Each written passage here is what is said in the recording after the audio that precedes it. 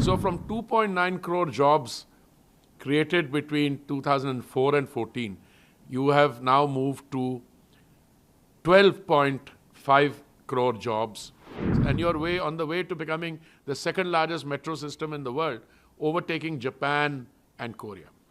You have moved 250 million people out of multidimensional poverty. So new jobs have been created, and the recent reports also show us. What would you like to add on this? No, you're absolutely right, ma'am. That's one of the reports which is doing the rounds for the last few hours, that the chief economist of the State Bank of India, I think his name is Soumya Kanti Ghoshji, he's brought out a report which indicates that in the last 10 years, that is the 10 years of the Modi government from 2014 to 2024, a total of 12.5 crore jobs were created. So whenever you come up with a figure like this, the immediate question that arises, and this report covers it, what happened in the previous 10 years? That is the years of the Congress-led UPA government. And there the figure contrasting to this 12.5 is 2.9. So from 2.9 crore jobs created between 2004 and 14, you have now moved to 12.5 crore jobs in 2014 to 24. But you know, you should look at this figure of job creation in a wider context. During this period, I'm talking about the post-2014 period, we have moved to the position of the 5th largest economy in the world. We were earlier at number 11 or now 10th place, so we moved to that to 5th place.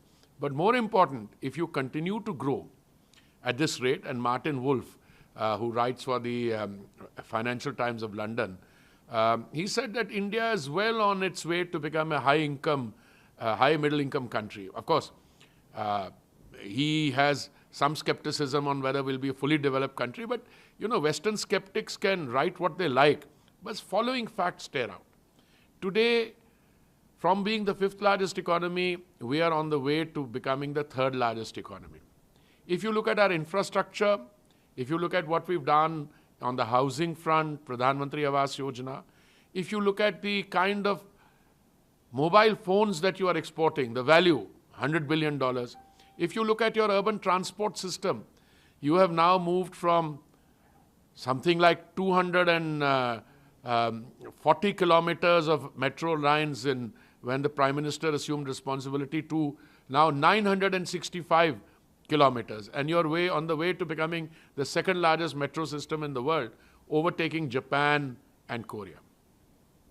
But I think against this, what stands out is over the 10-year period, and this is a very fundamental thing, you have moved 250 million people out of multidimensional poverty. You know, when the Millennium Development Goals were being discussed in the UN, I remember people said that the poverty reduction has largely come from one country, with a little bit of help from India, South Africa. But in the case of the Sustainable Development Goals, or the Agenda 2030, on which we have embarked now, the SDGs will succeed because India will succeed. And India is succeeding because of the programs of the central government, the Modi government, no matter which area you look at it, SDG 11, SDG 5, etc. But coming to jobs at a time when globally economic growth is largely jobless because it comes from technology. For us to have created 12.5 crore jobs here in the formal sector, and in addition, the number of people who are on the, what is called the Udayam registration portal of MSME, total 20 crore people are there. So all in all, it shows that the economic indicators, no matter what our opposition parties will say, I mean, they would obviously not want to compare it with their 10 years. But I would conclude with one point, madam. Just now I was looking at a few days ago. Today, of course, the Prime Minister has returned from a highly successful tour of Russia, the Russian Federation, Moscow, and Vienna.